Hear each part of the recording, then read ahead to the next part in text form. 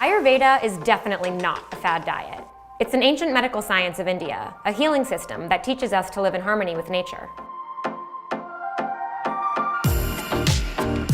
The first Ayurvedic text dates back at least 5,000 years, making it one of the oldest healing systems humans have.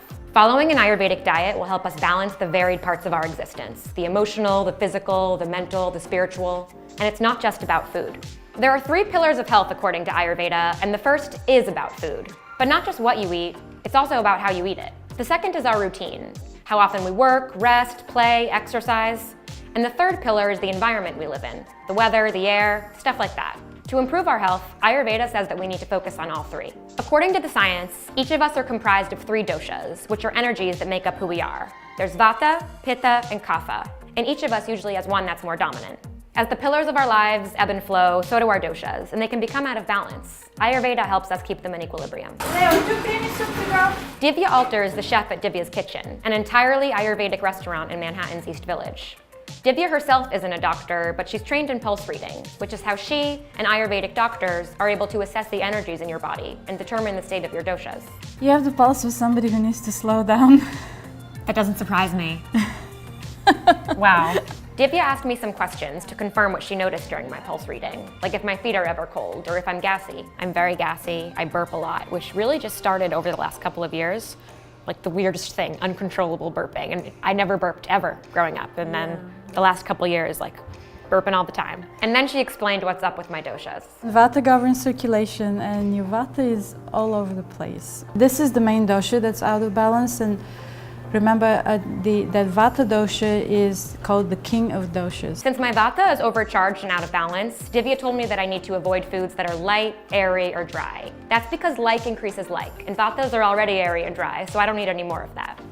I should be eating all cooked foods and healthy fats, like ghee, which is purified butter, or extra virgin olive oil. I should be avoiding hot sauce or chili flakes and raw foods like carrots or apples. It smells delicious. She showed me some things I could make on my own at home, too. We also spoke about some changes that I could make in my lifestyle. And for starters, I need to slow down. So instead of running to work, I can stroll. I can also just focus on chewing my food slowly. So after the consultation and cooking session, I decided that I was gonna try this for a week. So I'm at Whole Foods now looking for a lot of these spices, like curry leaves, ground turmeric, cloves, even pepper, and having trouble finding it. So this is the jackpot for all of the yellow mung dal and the lentils, farro, barley, all of the legumes that I'm going to be eating. Found the spices. So making the baked apple for breakfast, pre-breakfast. It's delicious and only took like 5 minutes to make. Took a minute to peel, 5 minutes to boil. Okay, so this is my first real day of trying to follow the Ayurvedic diet while at work. And since there's no leftovers, I'm cooking everything right now. So I usually eat sprouted almonds at work, but Divya told me that I should be soaking them before I eat them because the skin of an almond is hard to digest for my doshas. So I soaked the almonds today for a bunch of hours, and now the skin is super easy to peel off.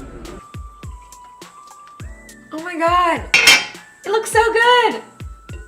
Okay, so everyone is very impressed with my curry dish, and let's see what they think.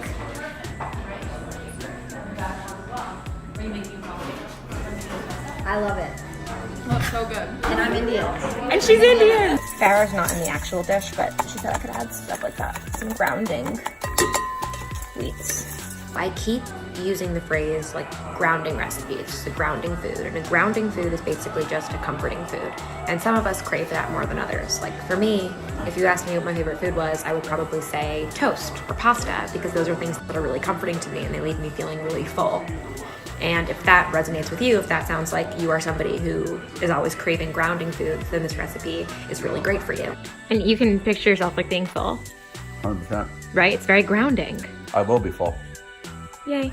If you want to try this diet for yourself, I'd recommend finding an Ayurvedic doctor in your area so that you can determine the state of your doshas. And on a smaller scale, there are tons of great cookbooks, and you can experiment with recipes. As for me, I'll keep in mind everything I've learned. I'll continue to prioritize rest, and I'll ease up on the spicy foods. Even if I only implement the small changes, I know it's enough to make a difference.